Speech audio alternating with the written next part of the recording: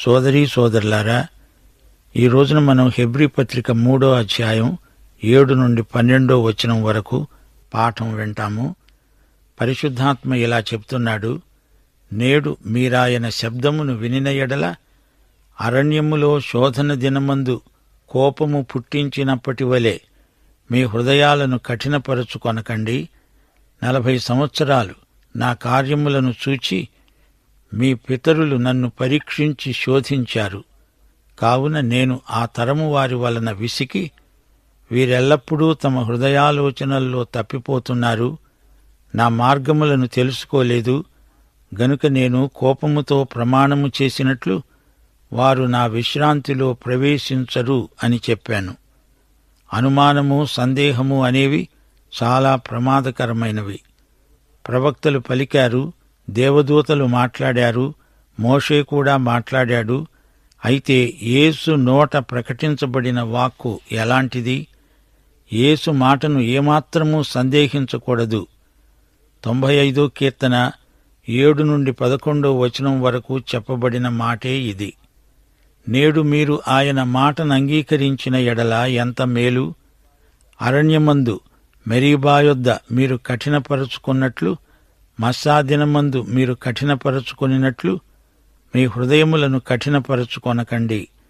అక్కడ మీ పితరులు నన్ను పరీక్షించి శోధించి నా కార్యములు చూచారు.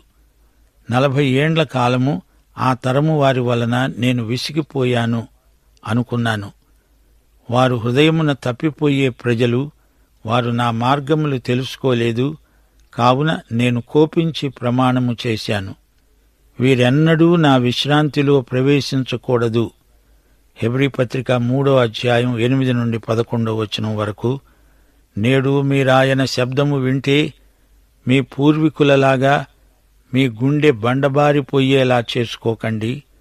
వారు నాకు కోపం రేపే సందర్భంలో, ఎడారిలో పరీక్ష ఎదుర్కొన్న సమయంలో నన్ను శోధించారు, పరీక్షించారు. 40 సంవత్సరాలు నా కార్యకలాపములు చూచారు కూడా. గనుక నేను ఆ తరం వారి మీద కోప్పడ్డాను. వారి హృదయాలు ఎప్పుడూ పెడతో పడుతూ ఉన్నాయి, నా త్రోవలు వారెరుగనే ఎరుగరు అన్నాను. అందుచేత నేను ఆగ్రహించి అన్నాను, శపథం చేశాను, వారు నా విశ్రాంతిలో ప్రవేశించరు.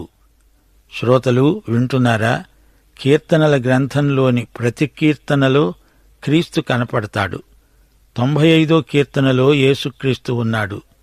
హెబ్రీ పత్రిక 3వ అధ్యాయంలోని మాటలు అచ్చం 95వ కీర్తనలోని మాటలే. కీర్తనలోని వాక్యానికి హెబ్రీ పత్రికలో వ్యాఖ్యానమున్నది. ఇశ్రాయేలు మనకు చరిత్రాత్మకమైన మాదిరి. ఈజిప్టులో నుండి బయటికి వచ్చిన ఇశ్రాయేలు జాతి, ఆ తరం దేవుణ్ణి అనుమానించారు. వారి సంశయానికి ఫలితంగా ఆ తరం కనానులో ప్రవేశించలేదు. వారు నా విశ్రాంతిలో ప్రవేశింపరు అని దేవుడు ఖండితంగా చెప్పాడు. విశ్రాంతి అనే మాటను హెబ్రీ పత్రికలో ప్రత్యేకంగా గుర్తించండి. హెబ్రీ పత్రిక 3, 4 అధ్యాయాలలో విశ్రాంతి అనే ఈ మాట 12 సార్లు వస్తుంది. విశ్రాంతి అనే మాటకు పలు విధాలైన బైబిల్ అర్థాలున్నాయి. రక్షణ ఒక విశ్రాంతి. మత్తయి 11వ అధ్యాయం 28వ వచనంలో ప్రభువు పిలుపు, ప్రయాసపడి భారము మోసే సమస్త ప్రజలారా నా వద్దకు రండి, నేను మీకు విశ్రాంతి కలుగచేస్తాను. ఇది రక్షణ విశ్రాంతి. మీ పాపభారం పోతుంది, మీకు రక్షణ విశ్రాంతి ప్రాప్తిస్తుంది. శిలువపై ఆయన పాపాలను తన శరీరమందు మోశాడు. మన పాపాలకు ఆయన యందు శిక్ష విధించబడింది. మనకు పాప క్షమాపణ లభించింది. ఆయన రక్తము ద్వారా మనకు విమోచన కలిగింది.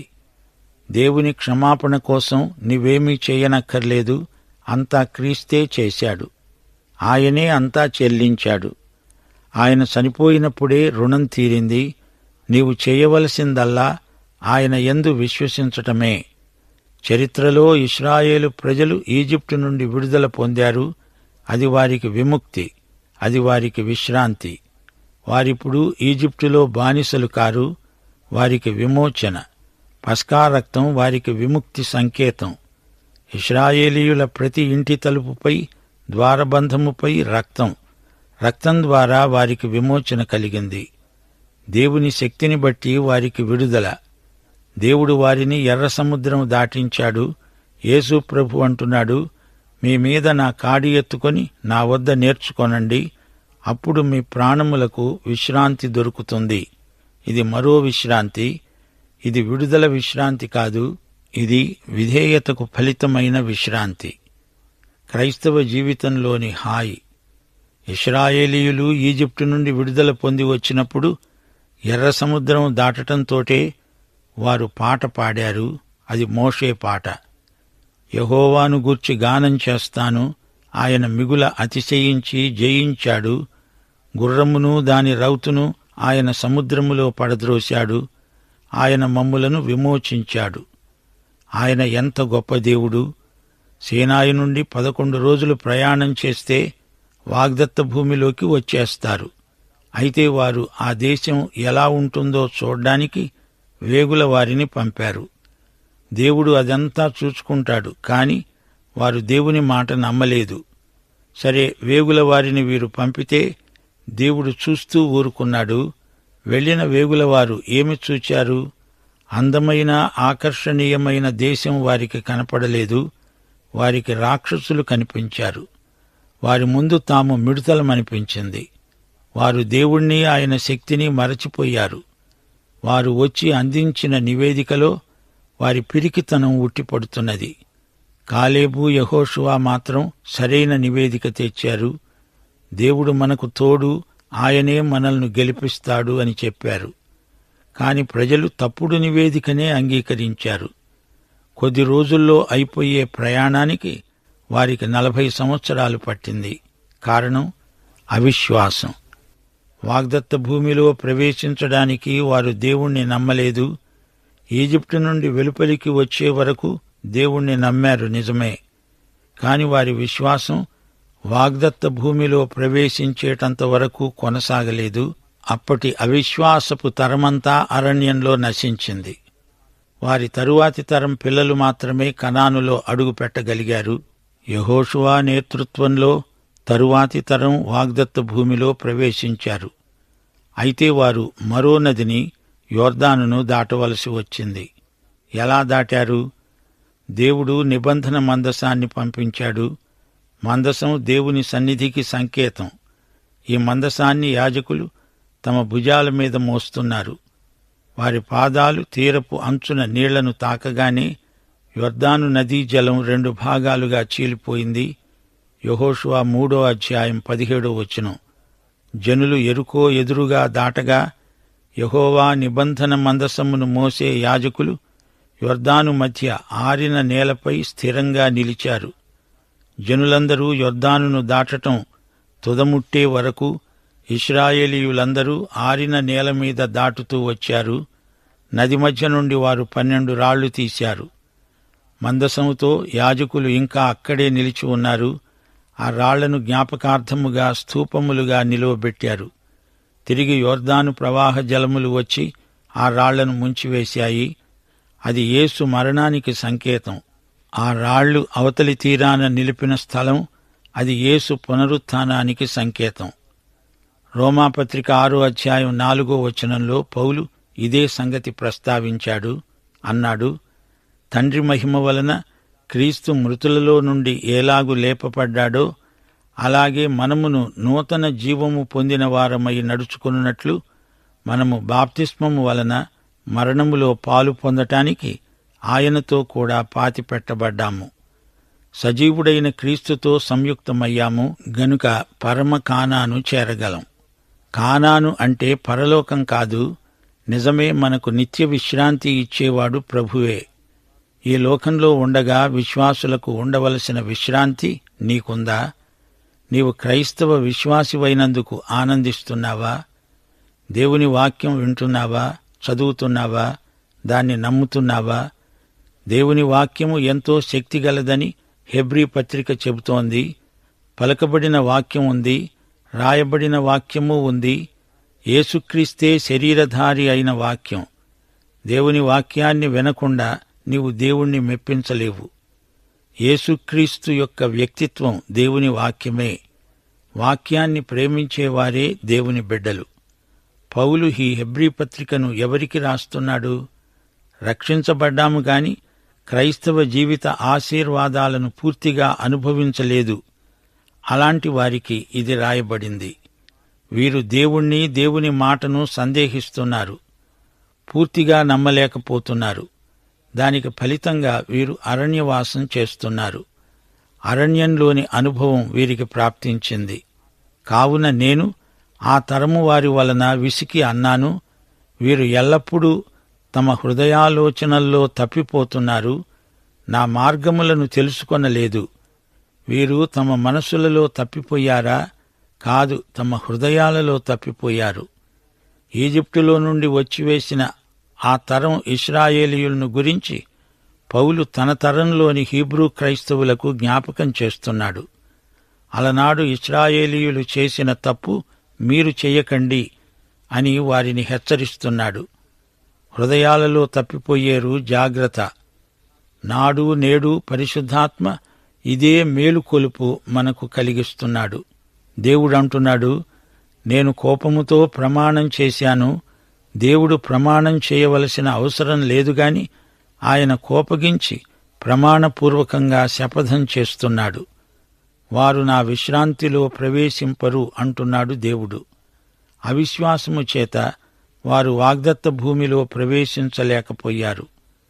యేసుక్రీస్తును నీ స్వకీయ రక్షకుడుగా అంగీకరించి విశ్వాసము ద్వారా ఆయనతో దినదినము నడుస్తూ ఆయనకు నీ జీవితాన్ని సమర్పించుకోకపోతే పరమకానాను చేరలేవు. అందలి ఆశీర్వాదాలన్నీ కోల్పోతావు. మన సంఘాలలో అరణ్య క్రైస్తవులు కొందరున్నారు. అరణ్యమంటే మరణస్థలం. అరణ్యవాసులకు శాంతి ఉండదు, విశ్రాంతి ఉండదు. అరణ్యంలో చిక్కుబడిపోయిన వ్యక్తికి గమ్యమేదో తెలియదు. అరణ్యంలో తిరుగాడే ఇశ్రాయేలీయులతో ప్రభు అన్నాడు, మీరు విశ్రాంతి అంటే ఏమిటో తెలియకుండా ఉన్నారు. ఈ రోజున కూడా చాలామంది విశ్వాసులకు విశ్రాంతి అంటే ఏమిటో అర్థం కాకుండా పోతోంది. విశ్వాసులలో అల్ప విశ్వాసులు, అవిశ్వాసులు కొందరున్నారు. అందుచేత వీరు విశ్రాంతిలో ప్రవేశింపలేరు. 12వ వచనం, సహోదరులారా, జీవము గల దేవుణ్ణి విడిచిపోవునట్టి విశ్వాసము లేని దుష్టహృదయము మీలో ఎవనియందైనా ఒకవేళ ఉంటుందేమో అని జాగ్రత్తగా చూచుకోండి. ఈ వచనం విశ్వాసులకు కూడా వర్తిస్తుంది. దేవుడు వారి పాపాన్ని బట్టి కోపగిస్తున్నాడు. ఇంతకు వీరి పాపమేమిటి? హత్యనా, దొంగతనమా, అబద్ధమా? ఇవేవీ కావు. వారు దేవుణ్ణి నమ్మలేదు, అనుమానించారు. అదే వారి పాపం. సోదరీ సోదరులారా, వింటున్నారా? పాత నిబంధన లేఖనాలను కొత్త నిబంధన కాలానికి పౌలు ఏ విధంగా అన్వయించాడో గమనించండి. అవిశ్వాసము, అవిధేయత ఏమాత్రము విశ్వాసులలో పొడసూపటానికి వీల్లేదు అనడానికి 95వ కీర్తనను ఈ రచయిత ఉటంకిస్తున్నాడు. ఈజిప్టు నుండి కానాను వరకు ఇశ్రాయేలీయుల ప్రయాణాన్ని పేర్కొంటున్నాడు. రెఫిదీము అనే చోట ఇశ్రాయేలీయుల అవిశ్వాసం, దేవుణ్ణి గురించి, దేవుని సేవకుడైన మోషేను గురించి వారు సణిగారు. నీళ్లు లేవని గొడవ చేశారు. ఆ స్థలానికి మస్సా అని పేరు. మస్సా అంటే శోధన, మెరీబా అంటే వివాదం. మరో స్థలం కాదేషు. ప్రజలు మళ్లీ సణగసాగారు. దేవుడు అద్భుతంగా వారికి నీరు సరఫరా చేశాడు. వారి హృదయం కఠినమైంది. దేవుని మంచితనం వారిని పశ్చాత్తాపానికి నడిపించలేకపోయింది. వారు దేవుణ్ణి శోధించారు. హృదయాలను వారెంతో కఠినం చేసుకున్నారు. అలనాటి ఇశ్రాయేలు వారి తరం అలాంటిది. వారు దేవుణ్ణి శోధించారు. యేసు ప్రభువు యెరూషలేమును గురించి ఎంతో ఏడ్చాడు. నీవు నీ దినమందైనా సమాధాన సంబంధమైన సంగతులను తెలుసుకొనిన ఎడల నీకెంతో మేలు. గాని ఇప్పుడవి నీ కన్నులకు మరుగు చేయబడి ఉన్నవి. ఆ తరం ఇశ్రాయేలీయులకు శిక్ష. వారు కనానులో ప్రవేశించరు. విధేయులు, విశ్వాసులు మాత్రమే అందులో ప్రవేశిస్తారు. ఇశ్రాయేలీయులు 40 సంవత్సరాలు అరణ్యంలో తిరుగాడారు. ప్రభువు శిలువవేత మొదలుకొని యెరూషలేము నాశనం వరకు సరిగ్గా 40 సంవత్సరాలు గడిచాయి. దేవాలయం ధ్వంసమైంది, బలులాగిపోయాయి, యూదులు చెదరిపోయారు. చరిత్ర పాఠం ఇదే. అవిశ్వాసం, అవిధేయత వల్ల వీరు విశ్రాంతిలో ప్రవేశించరు. ఈ పాఠంలో విశ్వాసము లేని దుష్ట హృదయం పేర్కొనబడింది. అట్టి హృదయము గలవారు జీవము గల దేవునికి దూరమైపోతారు. ప్రతి ఒక్కరూ ఈ విషయంలో ఆత్మ పరీక్ష చేసుకోవాలి. బలమైన విశ్వాసము నుండి పడిపోయి అవమానకరమైన విమత సిద్ధాంతముల విషవలయంలో చిక్కుకున్నారు.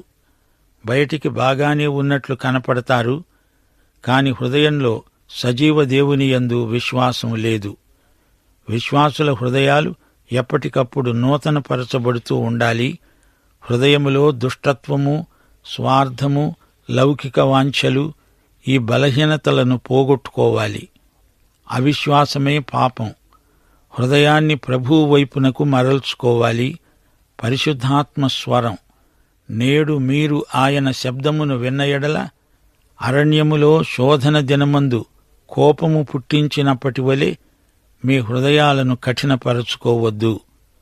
మాట్లాడేది పరిశుద్ధాత్మ. ఆత్మస్వరము చెవిగలవాడు వినాలి. దేవుడు చెబుతున్నది విమోచనాత్మక సత్యం. దినముల అంతమందు దేవుడు తన కుమారుని ద్వారా పరిశుద్ధాత్మ ద్వారా మాట్లాడుతున్నాడు. 2 కొరింథీ 5:20 పౌలంటున్నాడు, దేవుడు మా ద్వారా వేడుకొన్నట్లు మేము క్రీస్తుకు రాయబారులమై దేవునితో సమాధానపడండని క్రీస్తు పక్షముగా మిమ్మును బతిమాలుకుంటున్నాము. దైవస్వరం చెవులున్న ప్రతి ఒక్కరికి సర్వకాల సర్వావస్థల్లో వినబడుతూనే ఉంటుంది. దేవుని స్వరమును నిర్లక్ష్యం చేయకూడదు. ఆయన ఆజ్ఞలను సత్వరమే శిరసావహించాలి. ఎప్పుడు వినాలి? నేడు మీరాయన స్వరం వినాల్సిన సమయం. రేపు ఏమి సంభవిస్తుందో మీకు తెలియదు. మీ జీవమేపాటిది? మీరు కొంతసేపు కనపడి అంతలో మాయమైపోయే ఆవిరి వంటి వారే. కీర్తనలు 81:13 అయ్యో, నా ప్రజలు నా మాట వినిన ఎడల ఎంత మేలు. దేవుడు ఈ విషయంలో గట్టిగా మందలిస్తున్నాడు. మీ హృదయాలను కఠినం చేసుకోవద్దు. మొక్కగా ఉన్నప్పుడు వంగుతుంది, మానైనప్పుడు వంగదు. దేవుని స్వరం, పరిశుద్ధాత్మ స్వరం వెనక చాలామంది హృదయాలు బండబారిపోతున్నాయి. ఇలాంటి వారు మనస్సాక్షిని తొక్కిపట్టేస్తారు, విధులను వాయిదా వేస్తారు, గొప్ప రక్షణను నిర్లక్ష్యం చేస్తారు, పరిశుద్ధాత్మను ఎదిరిస్తారు, దుఃఖపరుస్తారు, ఆర్పుతారు. వాతవేయబడిన మనస్సాక్షి గలవారు. నైతికంగా, ఆధ్యాత్మికంగా వారి నుండి పరిశుద్ధాత్మ స్వరానికి ప్రతిస్పందన రాదు. శ్రోతలు, ఈ పాఠంలో విశ్వాసము లేని దుష్ట హృదయము జీవము గల దేవుణ్ణి విడిచిపెట్టిపోతుందని చెప్పబడింది. గనుక జాగ్రత్త. ఆత్మ పరీక్ష చేసుకోండి. ఇదే ప్రబోధం మన హృదయాలలో మరల మరల మారుమోగాలి. దేవునికి దూరమైపోవటానికి కారణం విమత బోధలు, తప్పుడు సిద్ధాంతాలు. హృదయస్థితిని గురించి ఇక్కడ హెచ్చరిక చేయబడింది. హృదయాలోచనల్లో వారు తప్పిపోతున్నారు. అనగా వారి ప్రేమ, ప్రభువు పట్ల భక్తి తగ్గుముఖం పట్టాయి. ఇది హృదయ స్థితి గనుక బయటికి కనపడదు. అందుకే జాగ్రత్తగా పసికట్టాలి. ఆత్మ పరీక్ష చేసుకొని చూడాలి. వీరిది ఆధ్యాత్మిక పతనం. అంతరంగంలో దేవునికి దూరమైపోతున్నారు. పైకి దేవునికి దగ్గరగా ఉన్నట్లే కనపడుతున్నారు. తప్పిపోయిన కుమారుడి అన్న తంతు ఇదే. తండ్రి దగ్గరే ఉన్నట్లు ఉండి తండ్రికి దూరమైపోయాడు. హృదయ భ్రష్టుడు. ఇది నైతిక భ్రష్టత్వం. హృదయం దేవునికి దూరదూరంగా ఎక్కడో అరణ్యంలో తిరుగాడుతోంది. దేవుడు యేసును మృతులలో నుండి లేపాడని నీ హృదయమందు విశ్వసించిన ఎడల నీవు రక్షించబడతావు. నీతి కలుగునట్లు మనుష్యుడు హృదయములో విశ్వసిస్తాడు. విశ్వాసహీనమైన దుష్ట హృదయం ఎప్పటికైనా ప్రమాదమే, విషాదమే. జీవము గల దేవునికి దగ్గరగా రానివాడు దూరమైపోతున్నట్లే. ఆత్మ క్షీణిస్తుంది. అవిశ్వాసం వల్ల వీరు దేవుని విశ్రాంతిలో ప్రవేశించలేకపోతున్నారు. పాపక్షమాపణ, విశ్రాంతి, ఆనందం, ఆదరణ, అంతఃకరణ అన్నీ అడుగంటిపోతాయి. విశ్వాసము లేనిదే ఆత్మయందు ప్రభువుతో సంయుక్తపరచబడడం అసాధ్యం. సత్యం, పవిత్రత, ప్రేమ, నీతి, భక్తి, నైతిక కృషి, అభివృద్ధి అన్నీ పూర్తిగా అంతరించిపోతాయి. జాగ్రత్త. విశ్వాసులారా, అప్రమత్తులు కండి, మేలుకొనండి, మెలకువగా ఉండి ప్రార్థన చెయ్యండి. విశ్వాసమందు, ప్రేమయందు అభివృద్ధి పొంది వర్ధిల్లండి. ప్రియులారా, దేవుని సన్నిధిలో మీ హృదయాలను సరిగా పరిశుద్ధంగా ఉంచుకోండి. హృదయాన్ని కాపాడుకోండి. సామెతలు 4:23 ఈ పాఠం ముగిస్తాము. నీ హృదయములో నుండి జీవధారలు బయలుదేరుతాయి. కాబట్టి అన్నిటికంటే ముఖ్యముగా నీ హృదయాన్ని భద్రంగా కాపాడుకో. పాఠం ఇంతటితో సమాప్తం.